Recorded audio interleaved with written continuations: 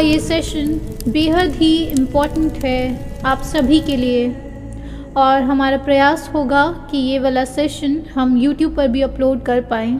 जाति स्मरण ज्ञान किस प्रकार से हमें हो सकता है, उसकी बहुत सारे बेसिक्स और बहुत सारे इम्पॉर्टेंट टेक्निक्स हमने पिछले कई सेशंस में कवर करे हैं, और प्रीवियसली तो 3 to 4 कंप्लीट सेशन सिर्फ इसी के लिए डिवोटेड थे।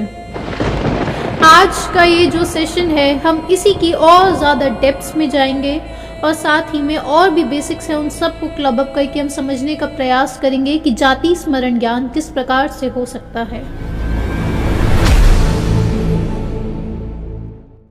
सबसे पहली चीज़ कि जाति स्मरण ज्ञान यानी कि पास्ट लाइव्स, ये शास्त्रों में अवधि ज्ञान का भेद, उसी के अंदर एक कैटेगरी बताई जाती है। जैसे हमने समझा था कि नॉलेज जो है, ज्ञान जो है, उसको 5 प्रकार के ज्ञान में बताया जाता है। मतिश्रुत ज्ञान, अवधि ज्ञान, मनोपर्याय ज्ञान और आखिरी में केवल ज्ञान। यानी कि किसी चीज़ की अवधि हमें समझ में आ जाती है, दूर कहीं क्या हो रहा है उसका भाव वासन हमें हो जाता है, ये सब कुछ अवधि ज्ञान में आता है। और उसी अवधि ज्ञान का उसी का एक भेद है जाति स्मरण ज्ञान, यानी कि अपनी पास्ट लाइव्स हमें दिख जाएं। सबसे पहली चीज़ हमें समझनी होगी, जाति स्मरण ज्ञान के लिए पहले आपको इस जन्म की जितनी भी कंडीशनिंग है वो हमें हटानी होती है। क्यों हम कह रहे हैं कि आपको अपनी कंडीशनिंग इस जन्म की हटानी होगी?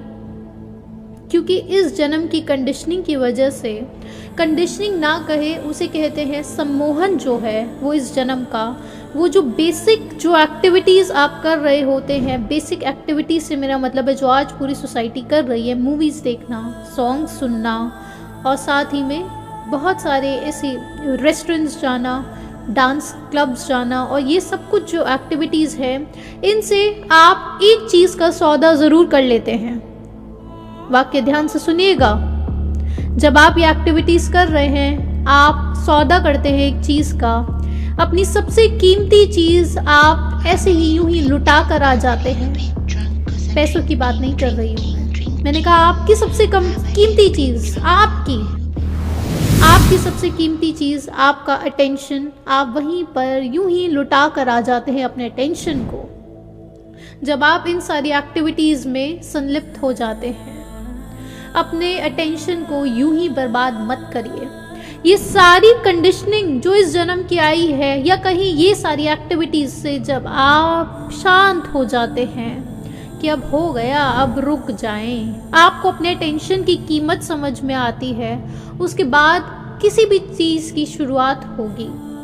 ये जो जाति स्मरण ज्ञान है, ये जो पास्ट लाइव्स है, ये कैसे, क्यों देखनी क्यों है, उसका पर्पस हमने जाना था कि आपको पर्पस बहुत इम्पॉर्टेंट है, पता होना चाहिए कि लाइफ का पर्पस क्या है। लाइफ का पर्पस है, लाइफ इज़ नॉट पर्पसलेस। इंसान का जीवन पर्पसलेस नहीं है। ये सारे वाक्य जो है ये अपने जीवन से, या तो आप इसके अलग मीनिंग्स इंटरप्रेट कर लीजिए, या फिर अपने जीवन से कम्प्लीटली एलिमिनेट कर दीजिए। किसी भी प्रकार की भ्रांतियों में मत रहना, किसी प्रकार की भ्रांतियों में मत रहना कि लाइफ इज पर्पसलेस, ये हटा दीजिए। लाइफ का पर्पस है कि मोक्ष जाया जा सके, तो मोक्ष जाया जा सके यानी कि सभी कर्म जो है उसकी हम निर्जरा कर सके, कर्म की निर्जरा कर सके। उसके लिए सबसे पहले सम्यक दृष्टि होनी चाहिए। सम्यक दृष्टि होनी चाहिए, इसका मतलब क्या है कि मैं आत्मा हूँ, मैं बॉडी नहीं हूँ, मैं सोल हूँ, मैं आत्मा हूँ। ये भाव वासन आपको होना चाहिए कि 14 में से अपने आप को रेटिंग दीजिए। आप कितनी रेटिंग देंगे उसमें से अपने आप को? अगर आप 14 आउट ऑफ 14 रेटिंग दे रहे हैं तो फिर ऐसे समझिए कि आप अभी केवल ज्ञानी हो चुके होंगे। वो भी अयोगी की स्थिति है, वो तो आप नहीं दे पाएंगे। तो 13 आउट ऑफ 14 अगर कोई दे रहा है तो आप तो फिर ओमनीसाइंट हो चुके हैं, आप सर्वज्ञ हो चुके हैं, आप केवल ज्ञानी हो चुके हैं। ये स्टैंडर्ड्स हैं। जब ये ज्ञान आपको आता है तो हो सकता है आपको कुछ दृश्य दिखे। ये एकदम इनिशिएशन स्टेजेस में हो सकता है आपको कुछ दृश्य दिख रहे हैं। वो दृश्य जो दिखते हैं वो आपको स्वप्न के रूप में दिखते हैं। अब ये जो स्वप्न आपको दिखे हम कैसे समझें? हम कैसे समझें कि ये स्वप्न कुछ भी ऐसे ही कुछ था, या फिर कोई वीडियो गेम या कोई मूवी हमारे दिमाग पर तो नहीं चढ़ गई है। ये हम कैसे समझें कि हमारी पिछली लाइफ का ही दिखा या फिर कुछ भी दिख गया। इसकी और डेप्थ्स आपको समझनी होगी। उसके लिए आपको मनोवर्गणा को समझना होगा। ड्रीम्स में अब अगर मूवीज़ देख कर बैठे हैं, मूवी देख कर आए सिनेमा हॉल में, और उस दिन अपने ड्रीम को ऑब्जर्व कीजिए, अगले दिन ऑब्जर्व कीजिए। आप जानते हैं आपका कितना अटेंशन, कितना ध्यान आप भंग कर देते हैं। पूरी जो साधना चल रही थी, साधना कैसे भंग कर देते हैं। Soon would be there. The children were nestled all snug in their beds, while visions of sugar plums danced in their heads. And Mama and उसके बाद अपने ड्रीम्स को देखिए। अक्सर आप देखेंगे बहुत ज़्यादा कलर्ड हो चुके हैं ड्रीम्स, या फिर लूसिड ड्रीमिंग हो नहीं पा रही है। कुछ भी दिख रहा है ऐसा महसूस होगा, क्योंकि सारी मिलावट हो चुकी है। अब वो मिलावट ना हो, प्योर स्टेट्स में रहना पड़ेगा, बहुत प्योर स्टेट्स में। जब ये ड्रीम्स हमें दिखते हैं इन्हीं प्योर स्टेट्स में, तो हम कैसे समझें कि ये पिछले पास्ट लाइफ्स का ही दिखा है। उसके लिए आप समझें, सबसे पहले आपको ब्लाइंड फोल्ड कर दिया और आपके पिछले जो बचपन का स्कूल था, उस स्कूल में हमने आपको रख दिया। फिर आपकी आंखों पर से पट्टी हटा देते हैं। तो अब आपसे पूछा जाता है, क्या आप इस जगह को जानते हैं? तब आपका जवाब आएगा, हाँ हम जानते हैं, ये हमारे बचपन का स्कूल है।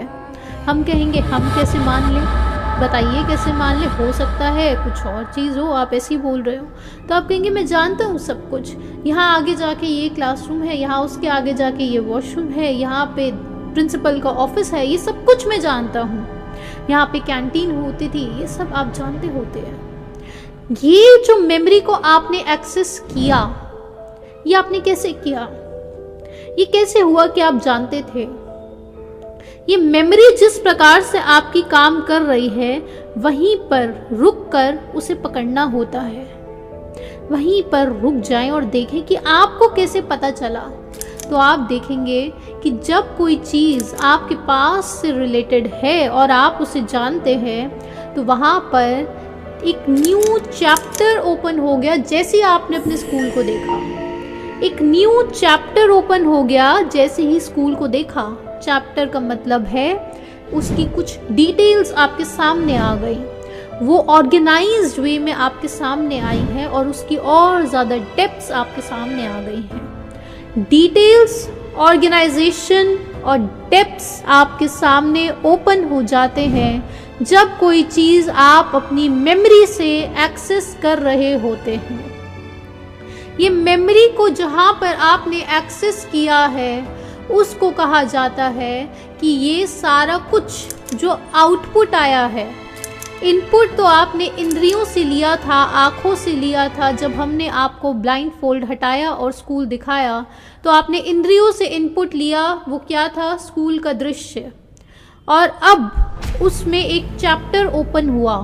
वो जो चैप्टर ओपन हुआ था, वो कहाँ पर ओपन हुआ है? ये बातें बहुत सूक्ष्म जा रही हैं। ये कहाँ पर चैप्टर ओपन हुआ है, उसे कहा जाता है मनोवर्गणा। मनोवर्गणा वो आउटपुट डिवाइस है जहाँ पर सब कुछ अपीयर हो रहा है आपके सामने। चाहे ड्रीम्स की नॉलेज करनी हो, या फिर आपको कोई भी भाव कैसे महसूस हो पा रहा है, वो भाव कैसे महसूस हुआ, वो भी आपकी मनोवर्गणा पर अपीयर होता है। 8 प्रकार की वर्गणा बताई जाती है। वर्गणा ऐसे समझे, पार्टिकल्स, परमाणु जो होता है उसे एटम की तरह आप समझ सकते हैं। स्मॉलेस्ट यूनिट, स्मॉलेस्ट एटम परमाणु कहा जाता है। और ये परमाणु जैसे जैसे क्लब अप होते जाते हैं, उसको वर्गणा कहा जाता है। ये वर्गणा यानी कि पार्टिकल्स ऐसे समझ सकते हैं। स्वप्न में आप डर जाते हैं, स्वप्न में आपको रोना आ जाता है। वो जो भाव आपने महसूस करा, वो भाव इंद्रियों से महसूस करा और देखा कहाँ? मनोवर्गणा पर। तो अब सबसे इम्पॉर्टेंट हो जाता है कि जहाँ पर आउटपुट आ रहा है उसे हमें देखना होगा। जैसे इस दुनिया में आपके पास आंखें होनी चाहिए अगर आप खुद से ड्राइव कर रहे हैं, आपके पास आंखें होनी चाहिए अगर खुद से ड्राइव कर रहे हैं वहाँ तक पहुँचने के लिए। बिल्कुल उसी प्रकार से इस दुनिया में, यानी कि जो हकीकत में हो रहा है जीवन में, इस दुनिया में आपके पास ट्रैवल करने के लिए पास्ट में, फ्यूचर में ट्रैवल करने के लिए मनोवर्गणा कैसे पढ़ते हैं ये नॉलेज आपके पास होनी चाहिए, तभी ट्रैवलिंग पॉसिबल होगी। कि यहाँ पर फिजिकली ट्रैवल नहीं किया जाता है, आपका अटेंशन ट्रैवल करता है। आप सर्वव्यापी होते हैं, आप हर जगह मौजूद होते हैं क्योंकि आत्मा सर्वव्यापी है। आपका अटेंशन अभी अपनी बॉडी में लॉक्ड है, और जब आप बाहर अटेंशन लगाते हैं, यानी कि अब बॉडी लॉक्ड अटेंशन से आप अपना अटेंशन बाहर लगा रहे हैं, तो उसे हम ट्रैवलिंग कह रहे हैं स्पिरिट की डायमेंशन में। और उस अटेंशन को ट्रैवल कराने के लिए, जैसे फिजिकल ट्रैवलिंग के लिए आईज इम्पॉर्टेंट है अगर खुद से ड्राइव करते हैं, वैसे ही स्पिरिचुअल ट्रैवलिंग के लिए आपकी मनोवर्गणा की स्टडी, उसकी पहचान, उसकी इम्पोर्टेंस होना बहुत इम्पोर्टेंट है। दूसरी चीज़, अब ये तो हुआ कि ड्रीम्स में दिख गया, लेकिन ये जो स्वप्न में दिखा है इसको लेकर आपको हमेशा कन्फ्यूजन्स रहेंगे, इसको लेकर आपको कन्फ्यूजन्स रहने ही वाले हैं, क्योंकि ये स्वप्न में जो दिखा है ये एलोपैथी की तरह समझिए।